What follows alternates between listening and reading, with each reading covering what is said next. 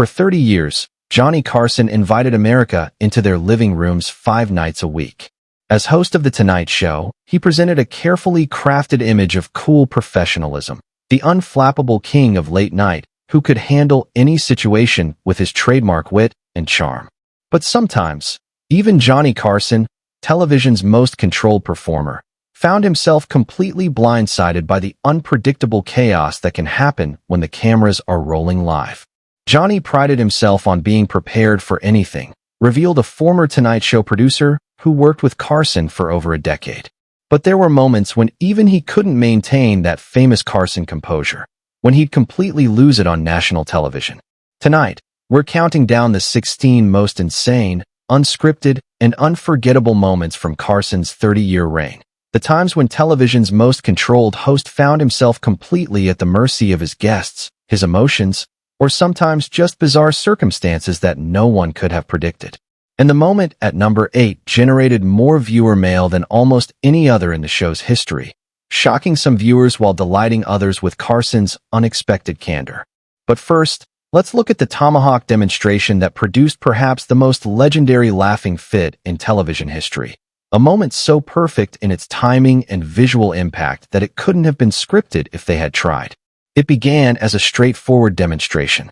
Ed Ames, then starring as Mingo on the popular NBC series Daniel Boone, appeared on The Tonight Show in April 1965 to demonstrate the art of tomahawk throwing, a skill his character regularly displayed on the frontier drama. The segment started normally enough. Ames explained the proper technique, while Carson listened attentively. A wooden silhouette representing a cowboy was brought out as a target, and Ames prepared to throw. What happened next created television history. Ames threw the tomahawk with precision, but it landed squarely in the wooden figure's crotch. The studio audience erupted into immediate laughter, but it was Carson's reaction that transformed a funny mishap into one of television's most iconic moments. Johnny just lost it completely, recalled a director who was in the control room that night. We'd seen him laugh before, but never like this.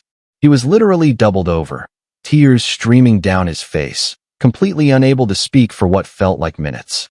Carson's laughing fit lasted nearly 3 minutes, an eternity in television time. When he finally caught his breath enough to speak, he delivered a perfectly timed quip. "I didn't even know you were Jewish." The line sent the audience into fresh hysterics and showcased Carson's remarkable ability to find the perfect punchline, even in completely unplanned moments. What made this incident particularly special was how it revealed Carson's genuine, unfiltered reaction. The professional mask dropped completely as he surrendered to uncontrollable laughter. That moment showed why Johnny was so beloved, explained a former NBC executive. In an era of carefully managed celebrity images, viewers got to see Johnny completely lose his composure. It was authentic in a way that television rarely is. The tomahawk incident became so legendary that it was replayed countless times over the years, including during Carson's final week on the air in 1992, a testament to its status as perhaps the most spontaneously perfect moment in the show's history. Johnny Carson was known for being meticulous about his set. Every item on his desk had its place, including a wooden cigarette box that was something of a personal treasure to the host. So, when Don Rickles guest hosted The Tonight Show in October 1973 and accidentally broke that cigarette box, he knew he was in trouble. The next night, when Carson returned, he mentioned the broken box on air, showing the audience the damage and promising retribution against Rickles. But no one, including Rickles himself, could have predicted what form that retribution would take.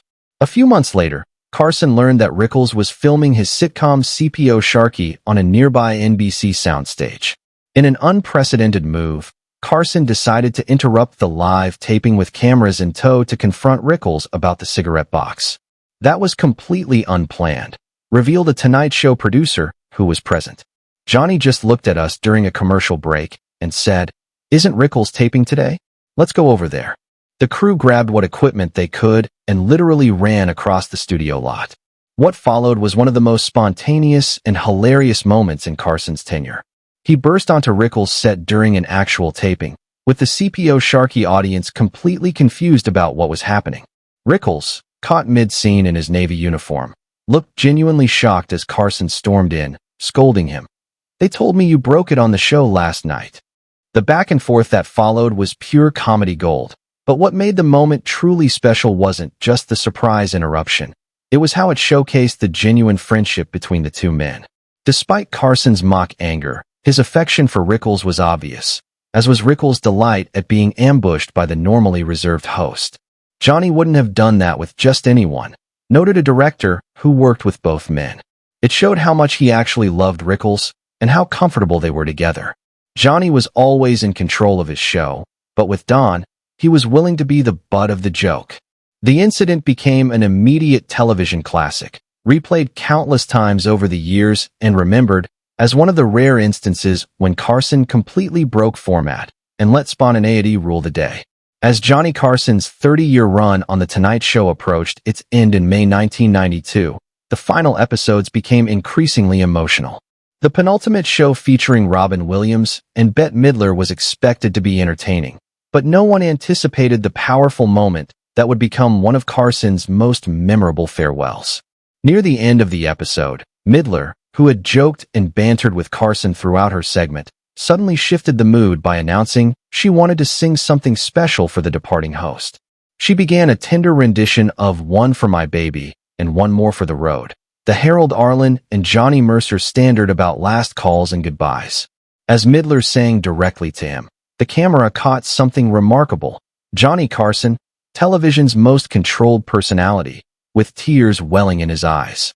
You could have heard a pin drop in the studio, recalled a sound engineer who was working that night. Everyone, the crew, the audience, we all knew we were witnessing something extraordinarily intimate. Johnny wasn't just allowing himself to be vulnerable on camera. He was saying goodbye to 30 years of his life. For a man known for his emotional restraint, this public display was unprecedented. Throughout his career, Carson had carefully maintained a certain distance, charming, but never completely revealing his true feelings. In this moment, however, the wall came down completely. Johnny didn't try to hide it or make a joke to break the tension. He let himself have that human moment with Bette and the audience. It was incredibly moving, precisely because everyone knew how rare it was for him to show that side of himself. When Midler finished, Carson leaned forward and kissed her hand, a gesture of genuine gratitude that spoke volumes.